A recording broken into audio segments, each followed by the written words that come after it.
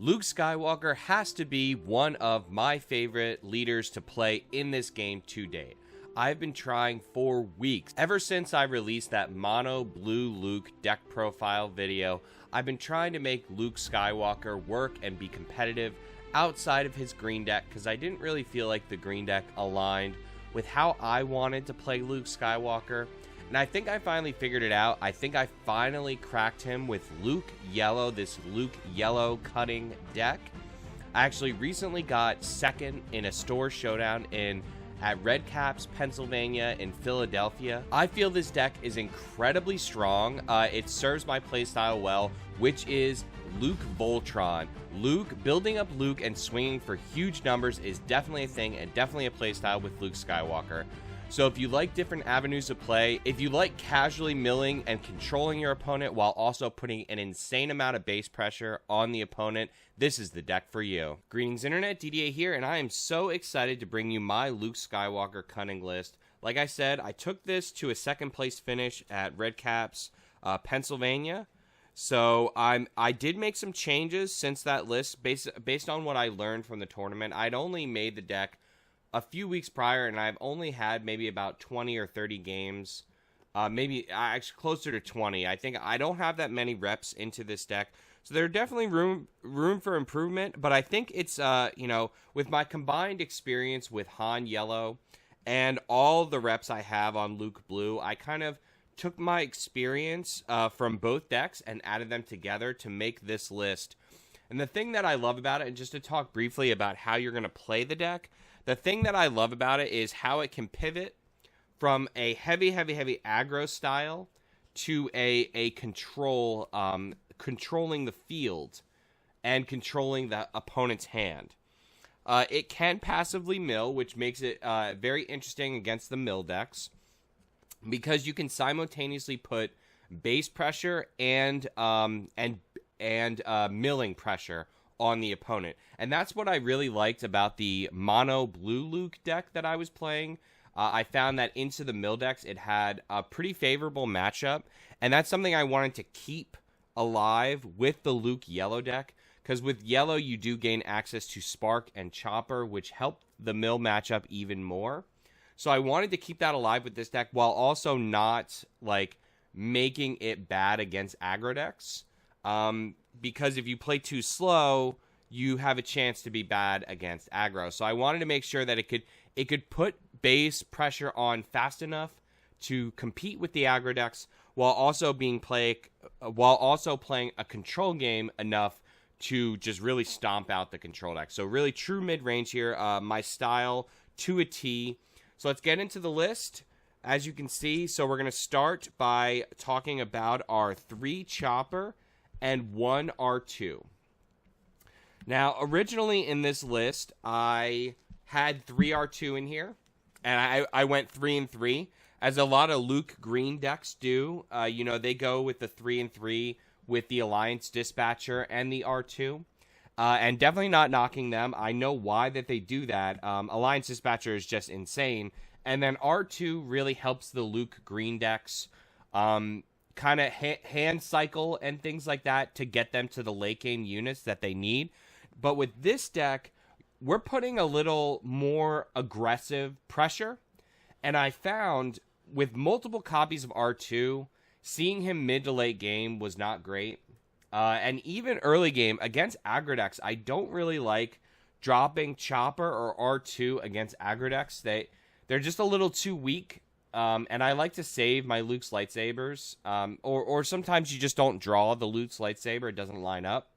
So I found like it was a little too weak, so I ended up dropping down to 1 R2 just to see, for the consistency of seeing this turn 1 drop. I like it at 4, like the turn 1 drop with a shield. So if you didn't know, Luke Skywalker's ability is you pay a resource, tap him, and you can shield a heroism unit the turn that you play it.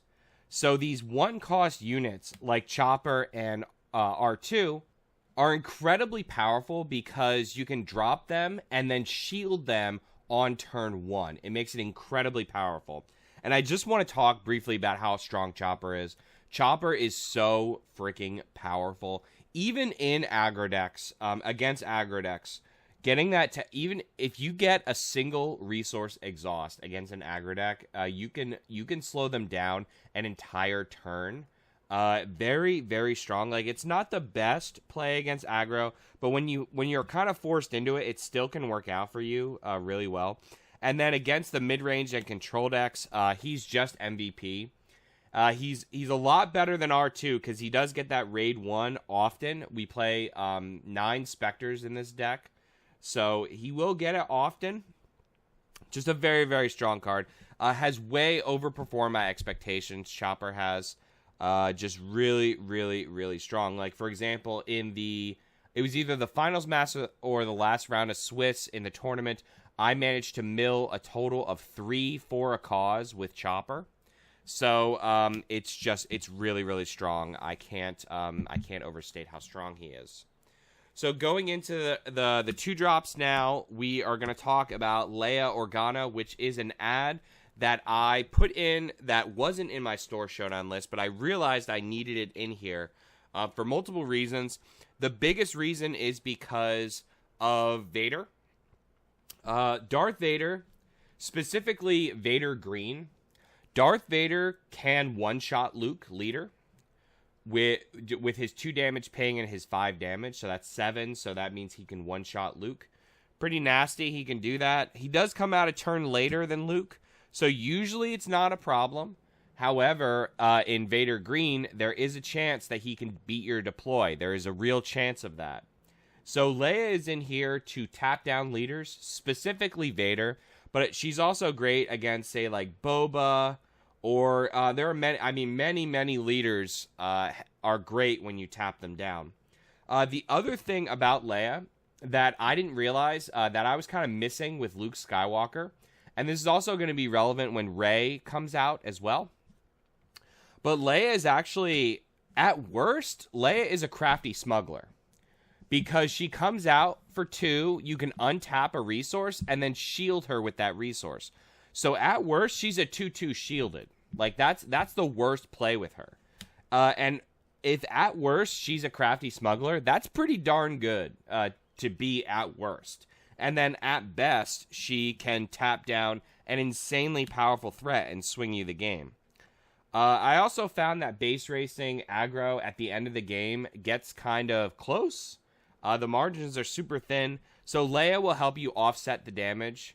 Really, really great.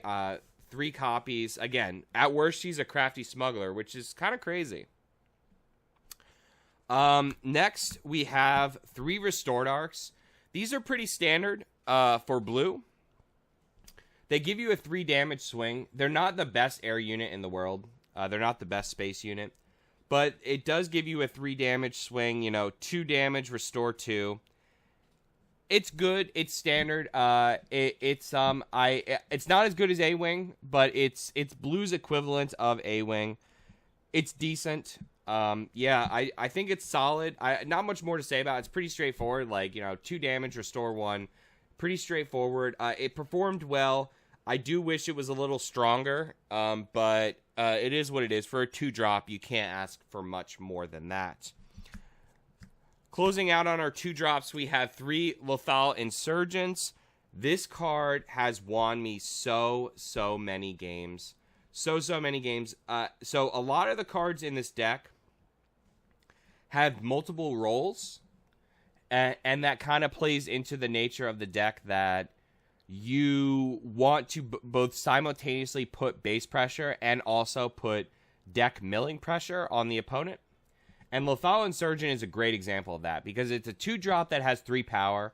So automatically it's going to be putting base pressure on the opponent, the 3 damage for 2. And then the when played ability, if you played another card this phase, each opponent draws a card, then discards a random card from their hand. So there is actually an interaction, and I talked about this in my previous video. Because Star Wars Unlimited, you have to do everything on the card that you can do. There's an interaction with Lothal Insurgent that if they have no cards in their deck and you trigger this ability, they're going to draw and take 3 damage. And then even though they didn't technically draw, because it's not if you do, they will still discard a random card from their hand. and you can win the game off of that. Like, when you're milling the opponent out, when they have drawn their whole deck and they have nothing left, a random discard can pretty much swing the entire game. So very, very strong unit here. I've discarded some really, really high value cards. Very, very strong unit here. Going into the 3 drops now, we have 3 Millennium Falcons. You knew you were going to see it in a yellow hero deck. This deck overall does go light in space. I think Restored Arc and Millennium Falcon are pretty much the only space units that I have. And that is because Millennium Falcon is just so dominating early game. Even traveling into the mid game, the Millennium Falcon can just be a dominating air unit. It's just so strong that I didn't feel like I needed more. Like, originally I played Azatux in here, but they just kind of felt clunky, and I didn't really need them. So Millennium Falcon is all that you need in this deck just to kind of stand up to the other space units, and then you can use your tricks against anything else that can get through. But not much more needs to be said about Millennium Falcon. The one cost does get a little taxing in this deck. So be aware of that. Like, often I will bounce this on the 6 resource turn in order for me to play a 6 drop going into Luke Skywalker, which is unfortunate, but it's definitely something to consider. And you need to think about when you're paying for Falcon and deciding what to do with Falcon. The one cost does get taxing sometimes. Continuing with the 3 drops, we have 3 Ezra Bridgers. These guys are so strong. There's so much synergy that this has. It's a Force unit, it's a Rebel, it's a Spectre, so it activates Chopper. It gives Kanan an extra mill. He gives you draw, and his stat line is so strong. He will let you draw off of Obi-Wan, which honestly, out of any other unit that I get to stick, this is probably the unit that sticks because people usually kill Kanan on sight. And so the Force unit that sticks is usually Ezra. So he's often getting the experience from Obi-Wan and getting me a draw. That happens a lot. And he's drawn me many cards off the top. And it will only get better now that Leia's in the deck, possibly tapping down a unit on off the top with him. Very strong unit. We have 2 Yodas, and I like this guy too. I think I saw in I want to say his name is Philip, the one who got top 4 with Green Luke. He talked about Yoda, and he talked about not liking him. I don't share the same sentiment. I love Yoda. I think Yoda is incredibly powerful, especially against aggro, because you always have to think of Restore as being pseudo 2 power, because it does that damage swing, right? Like, it will offset an incredible amount of damage on your base. So against aggro, if you get this guy to stick, you will win the game very handedly, just because that 2 restore every turn is massive. But he does only run 2 Yoda, which I like. I dropped him down to 2, and he feels good at 2, because he's not good in every matchup, and you don't want to see him at all stages in the game. But when you do see him and he does stick, he ends up working out great. So I really like him at 2. Also, he's another card that plays both sides, right? So he will help you win the aggro matchup with his 2 power restore 2. He is a Force unit. And then likewise, he can help you with the mill game because you can make your opponent draw, which I have done several times. The only thing you need to be careful of, even if you're facing a mill deck, you do not want to have them draw early game. Do not do that. If it is early game, do not make them draw, because you don't want to give them extra advantage and extra presence over you early game. You want to be the aggressor early game and limit their options early game. But as it gets to this later stages of the game, that's when the making the opponent draw becomes relevant, because they're running out of options and you're getting towards the mill portion of the game. So that's when you would want to make them draw with Yoda, but not early game. Next up, we have 3 Fleet Lieutenants.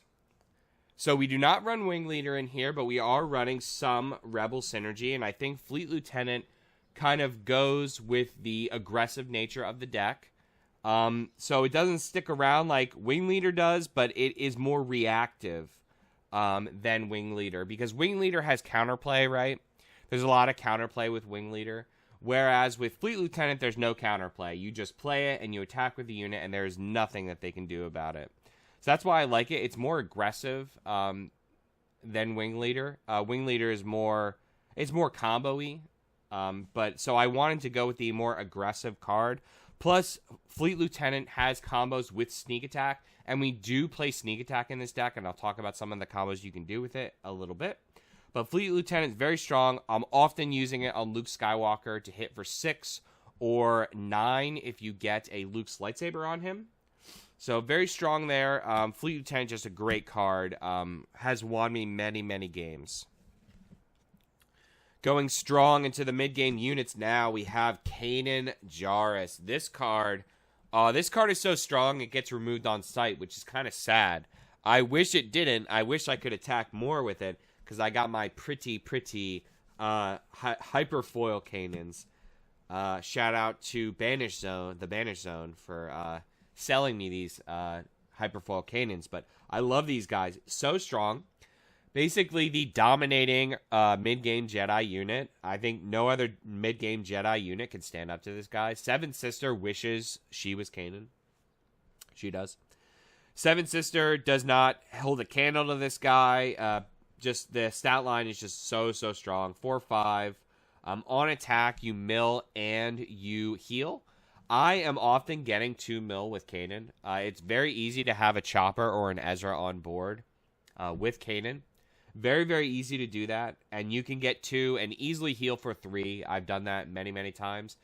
At the tournament, too, there was at least 2 instances where I was able to double mill. And actually, I think in the final round of the Swiss, I was facing a yellow Sabine, and he had stacked his Foracause, and then I played a Chopper and then milled for 2 to mill his stack with Foracause. So really great there.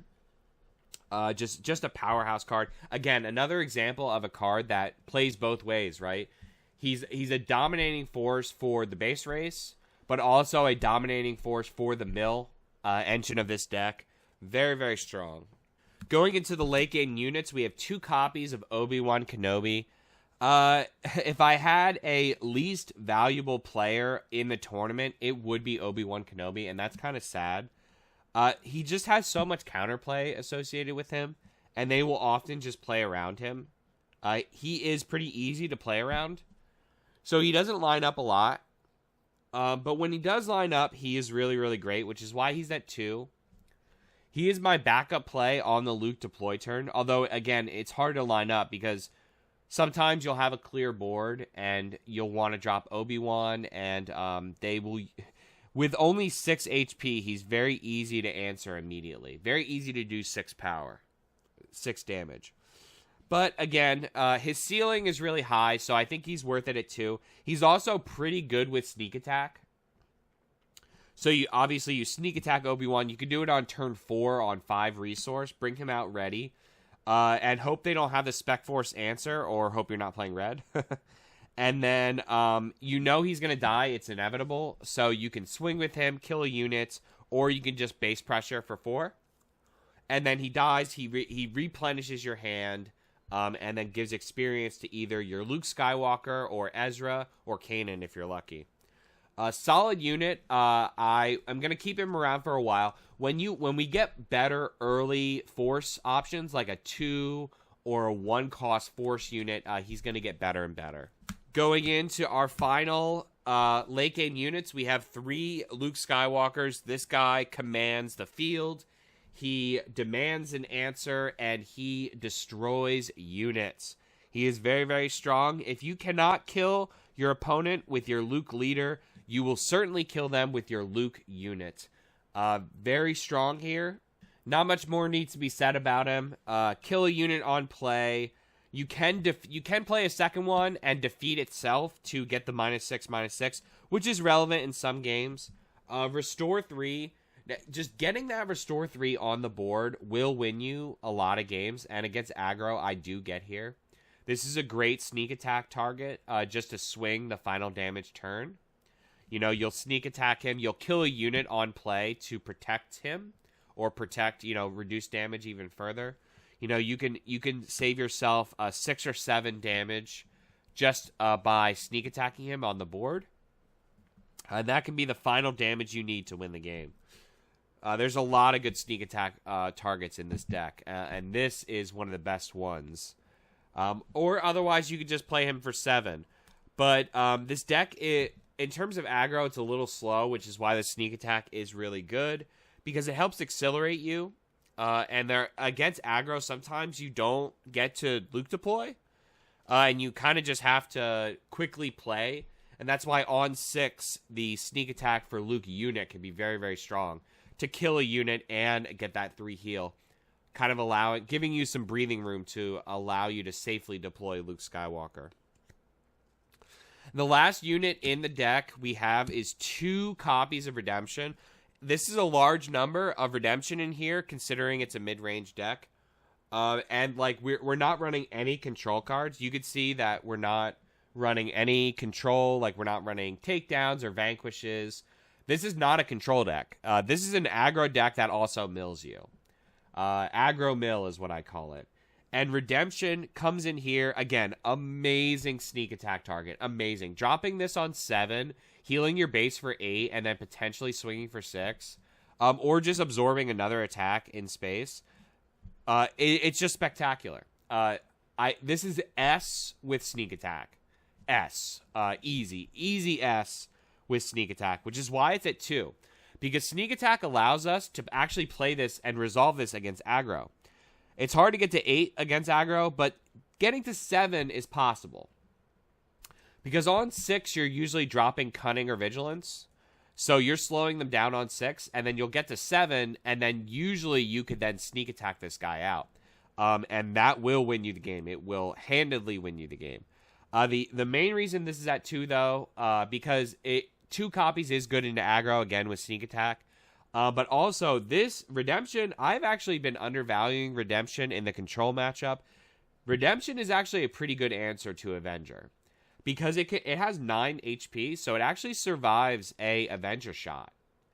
So keep that in mind. And also, if you Fleet Lieutenant it, it can take out Avenger as well for 8, right? So you can Fleet Lieutenant this for 8 and then take out an Avenger. So this is the unit that can actually stand up to Avenger in the deck. So keep that in mind. And that's worthy to note there, that this can take an Avenger shot, plus you can shield it too. Just be wary of like Vigilance Takedown and adding damage to it. But very, very strong unit. I've since come around on this. I think this is way better than I thought it was. I mean, everyone knows that it's a good for the heal, but I used to thought that it was not a great unit, like on its own. Like it was just a heal card that just immediately died. But I've since come around on that because I think it actually is a good unit and has won me games just because, you know, it could take so much of a beating before it dies. Going into the events now, we have 3 copies of Spark of Rebellion. This is cornerstone to the deck, again, being that this is an aggressive mill deck. This can allow you to kill key threats in mid-range matchups, and it's even worth it in the aggro matchup, although I do end up sideboarding this out, usually against aggro, because it only helps you sometimes. But mid-range and control decks, this is pretty much one of the best cards in the deck. Very, very strong here. Kill the Super Laser Blast, kill the Overwhelming Barrage, kill the Avenger, and win the game. Next up, we have probably my favorite card in the deck, and if you're playing Luke Skywalker, you have to love this card. 3 copies of Luke's lightsaber, and let me tell you, Luke Voltron is a thing. Luke Voltron, and for those of you who don't know what Voltron is, it's a Magic the Gathering term that basically means you're building up one unit to be very, very powerful, very, very tall, like high power, high HP, that the opponent just can't answer it, and then you just end up swinging for huge, huge numbers. And that is Luke with Luke's lightsaber. The fact that it heals and shields him is just spectacular. It's so, so powerful. I've killed so many people with Luke leader. You know, this is only 2 costs. So on 6, you could drop this and Fleet Lieutenant. I've done that many times and still be able to shield. Like you can, you know, well, actually, no, you can't do that. But you could like say like instead of Fleet Lieutenant. Oh, no. Yeah. Instead of Fleet Lieutenant, you could like drop an Ezra, shield him, deploy Luke, Luke's lightsaber. Yeah, there's a lot of combinations you can do with Luke's lightsaber. It only costs 2, which for 2, this has to be the best equipment in the game. For sure. The other thing worthy to note here is that you can double play Luke's lightsaber. So you can play one, and then you can play a second one, and it is unique. You'll have to defeat one, but you'll still get the when played ability to heal and shield. Another thing that I will do, like let's say I have my Luke leader in play, right? And I have Luke's lightsaber on him. If I have a second one in hand, what I will do, and I've done this several times to win the game, I'll swing with my Luke, and then I will play my Luke's lightsaber on a different unit. I'll have to defeat the Luke's lightsaber that's on my leader, but then I'll get like extra damage by doing that. You know, an extra 3 damage. It's kind of like when you double Falcon. So in a way, we almost have 2 ways to quote unquote double Falcon in this deck. Double lightsaber and double Falcon itself. So very strong card. Will catch people off guard if they're not used to playing Luke Skywalker. It's hard to deal 7 in one shot to take out Luke leader. It's hard to deal 7. So if they can't finish him off in one action, that's when Luke's lightsaber comes in and is very key. I've talked about this a lot in the video, but we run 2 copies of Sneak Attack in here. Very strong card. The combos are crazy. Obi-Wan Kenobi, Redemption, and Luke unit. You can also do this with Fleet Lieutenant just to hit for the 5 instantly. Very strong there as well. So we have a lot of combos. Only running at 2, though. You don't need 3. And I ran an extra copy in the sideboard for a while, and I would go up to 3 against aggro. But that is not needed. I since took that out and took out the 3rd sneak because you don't need it. It's only good when it lines up, and it's also only really good early game, right? Or like early mid-game. Because once you get the 7 resources, there's no reason to sneak attack, right? This is only an earlier mid-game play, and the 3 felt too much. It's not needed at 3. But it's really only good against the aggro or mid-range matchup. Against control, you want to take this out. We got 3 copies of Surprise Strike, and if you're running yellow, you have to run Surprise Strike. This card was competing with the Forces with me. And I really wanted to run the Forces with me in here, but I just could not find the room. Originally, I ran the Forces with me, but I ended up cutting it for other key cards that I needed to fit in here. And also, the Forces with me didn't line up always. Like, you don't always have a Force unit in play. It's not always happening.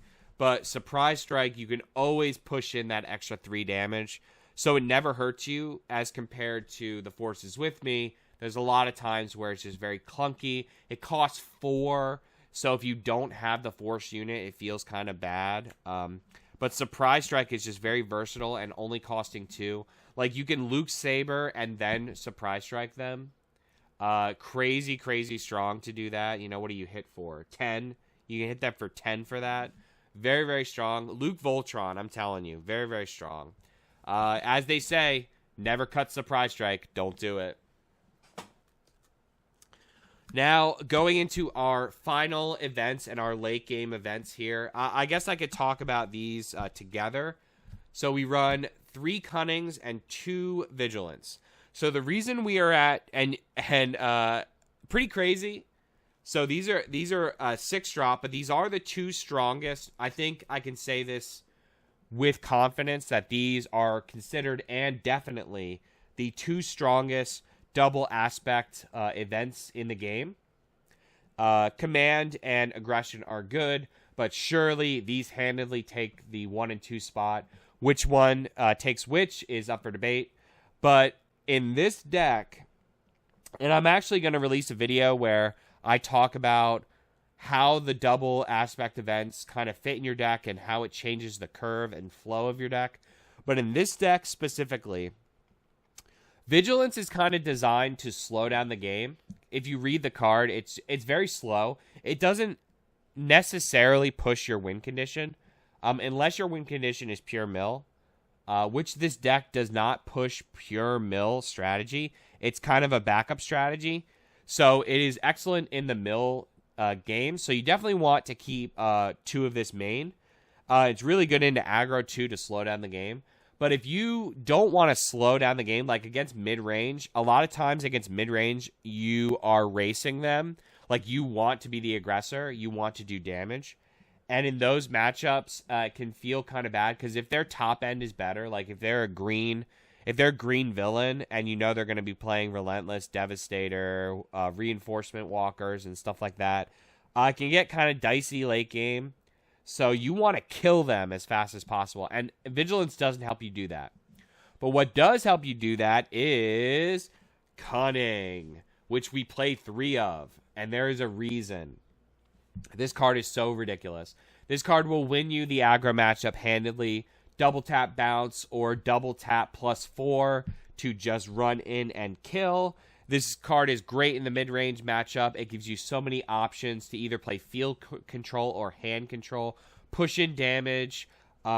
Great in the control matchup too. Random discard. Force the answer on one of your weaker units with the +4. Cunning is so versatile. It's such an amazing card.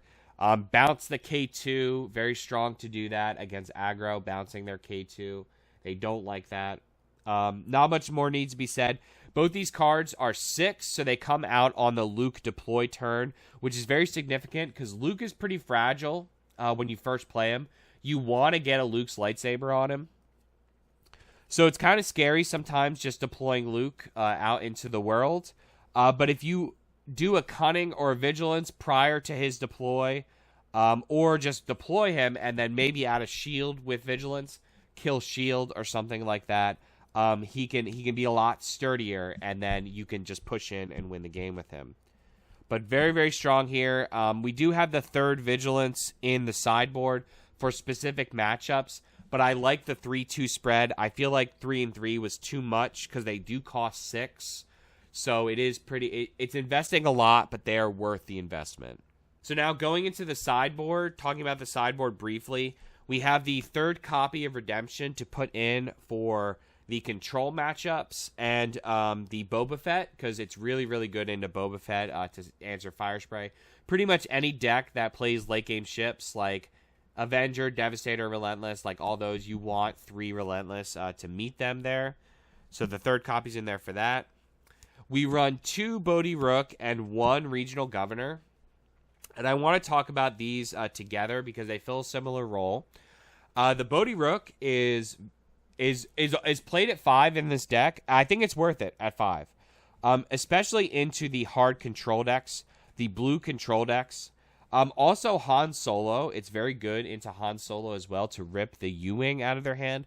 9 times out of 10 they have a U-Wing in hand. They always... Han Solo and his ability to draw U-Wing is very strong. But yeah, and so Bodhi Rook is definitely worth it. Bodhi Rook is more proactive because you would think in your head, well, why don't we just play more copies of Regional Governor, because she only costs 2 versus Bodhi Rook's 5. And the reason is Bodhi Rook is more proactive, gives you knowledge of the hand as well. But this is not a control deck, so that's the main thing about Regional Governor in here. We play Regional Governor at 1, and Regional Governor, actually, Luke Skywalker is pretty much the best leader in the game to use Regional Governor, because Luke Skywalker on his leader side can give Regional Governor a shield. Giving Regional Governor a shield is incredibly powerful. It can just win you some matchups alone, which is why I wanted to make sure I play at least 1 copy of Regional Governor in here. I can't find room for more, but that's okay. We only really need 1, because the play that you're going to do with Regional Governor is on 7 resource, you're going to have your Luke leader out, and they're going to be waiting to Super Laser Blast you, the control decks. They're going to be waiting to Super Laser Blast you. So what you do is you hold your leader, you hold it up, and you hold your regional governor in hand, and then you play all your other stuff. You do all your attacks, you do your stuff. They're going to claim on you. They're going to claim because they want to make sure they open with Super Laser Blast. So they're going to claim, and then you go regional governor, Super Laser Blast, swing with Luke, give regional governor a shield. And then they are in a tough spot because basically then the only answer is takedown or vanquish on regional governor. If they do that, that gives you a whole nother turn for you to swing with everything on the board, which can pretty much win you the game. That's all you really need to beat the control decks. It's just that one extra turn, the turn they would have Super Laser Blasted you. So the regional, so again, the only reason we play one of it, this is not a control deck. We do not have the Sentinels to support keeping regional governor alive.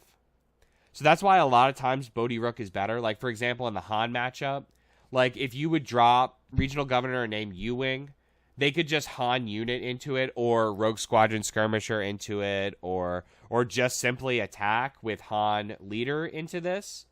It's very fragile. So, and that's why we just want it for that combo, the super laser combo, and we don't have, and us not having the Sentinels, like we just have Obi-Wan, us not having the Sentinels to support it, makes it good at 1, in my opinion. Going more into the sideboard, we have 2 copies of Vanquish for the control matchup. This is also good in some mid-range. So I'll put 1 or 2 copies in here for the mid-range matchup, and likewise, I'll do the same. I'll definitely put 2 copies in for the control matchup. So we do have a little bit of blue control in here just to help in certain matchups. Then, of course, I said we have the 3rd copy of Vigilance.